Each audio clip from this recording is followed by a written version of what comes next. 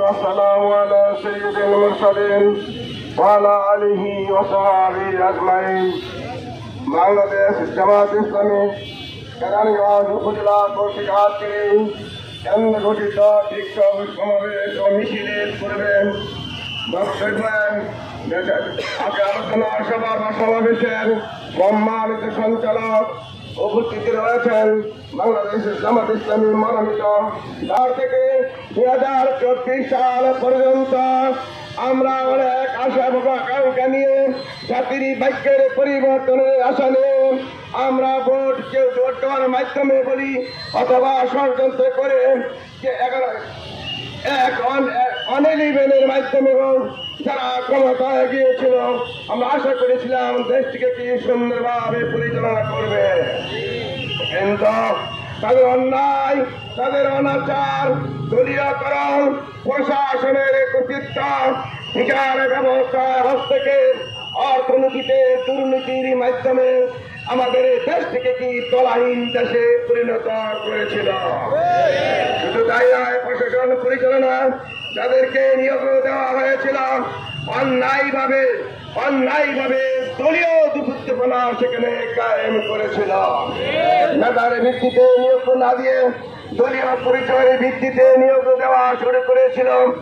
অন্যায়, অনাচার, ব্যভিচার, লুটপাট, চাঁদাবাজির মাধ্যমে দেশটাকে অরাজকতায় সৃষ্টি করেছিল। বাংলাদেশের তৌহিদি জনতা, ছাত্র জনতা সমস্ত বৈষম্য দূরীকরণে যে আন্দোলন করেছিল 2024 সালের 16 আগস্টের বিপ্লবের মাধ্যমে এই ফেসিবাদ সরকারকে, এই স্বৈরাচার সরকারকে, জালেম সরকারের প্রধানকে বাংলাদেশ থেকে বিতাড়িত করতে বাধ্য করেছিল। যারা রক্ত দিয়ে, জীবন দিয়ে, জান দিয়ে, পঙ্গু হয়ে, হাত হারিয়ে, পা হারিয়ে, যাদের রক্তের বিনিময়ে বর্তমান অন্তর্বর্তী সরকার কায়েম হয়েছিল, জাতি আশা করেছিল তাদের কাছ থেকে ন্যায্য অধিকার পাবে। জনগণের ভোটাধিকার হরণকারী অতীতে যে হরণ করেছে, আগামী দিনেতে জনগণ তাদের ভোট দেবার সুস্থ পরিবেশ পাবে, জনগণ তাদের ন্যায্য অধিকার ফিরে পাবে। কিন্তু সকল বৈষম্য তো দূরের কথা, জনগণের আগামীতে তাদের নিজেদের ভোট নিজেরা দিবে, যাকে ইচ্ছা তাকে দিবে।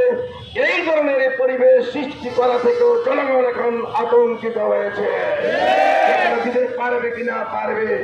এই জন্য জনগণ আবার জাগ্রত হয়েছে। অতীতে যে ফেসিবাদ কায়েম হয়েছিল, ভবিষ্যতে এই জাতি ভাগ্যের পরিবর্তনের সাথে আগামীতে যেন কোনো ফেসিবাদ, কোন স্বৈরাচার, কোন জালেম যেন এই দেশে আবার ক্ষমতায় যেতে না পারে, এই জন্য জাতীয়ভাবে পিয়ার পদ্ধতিতে ভোটদানের ব্যাপারে দৃষ্টি আকর্ষণ করা হয়েছে। উভয় স্তরে পিয়ার পদ্ধতি ভোটের মাধ্যমে জাতি এই পিয়ার পদ্ধতিতে নির্বাচনের যেই দাবি, এই দাবি এখন জামাত ইসলামীর দাবি নয়, এই দাবি এখন বিএনসিসির দাবি নয়, এই দেশে এখন চরমনাইয়ের দাবি নয়, বাংলাদেশের আপামর জনগণের দাবিতে পরিণত হয়েছে। এই জাতীয় দাবিকে উপেক্ষা করে আগামীতে নির্বাচন হবে এমন স্বপ্ন এই সরকারকে দেখবার কোনো সুযোগ দিব না।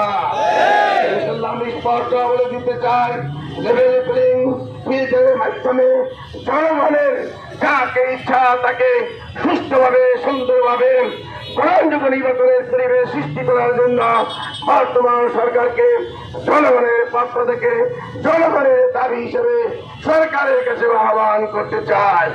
সম্মানিত তৌহিদি জনতা, 2024 আগস্টের আগে এই দেশে স্বৈরাচারের মাধ্যমে, শোষণের মাধ্যমে এই দেশের জনগণ নির্যাতিত হয়েছে, নিপীড়িত হয়েছে, হত্যাযজ্ঞ হয়েছে, মামলা এবং খুনের সম্মুখীন হয়েছে, আমাদের সন্তানদের জীবন দিতে হয়েছে। যারা এই ধরনের অন্যায়, অনাচার, গণহত্যা করল তাদের বিচার নির্বিচার এই জাতির সামনে ভোটের নির্বাচন আগেই করার ব্যবস্থা করতে হবে। তাই নয়, শুধু তাই নয়, জুলাই বিপ্লবের যে সনদ, এই সনদকে আইনগত ভিত্তি দিতে হবে এবং এই দেশে স্বৈরাচার, বিগত স্বৈরাচার এবং জালেমদেরকে যারা সকল সময় যারা সহযোগিতা করেছে, এই সহযোগী শক্তি জাতীয় পার্টি এবং চৈত্র দলকে বাংলাদেশে রাজনীতি করার সকল কার্যক্রম নিষিদ্ধ করার করতে হবে।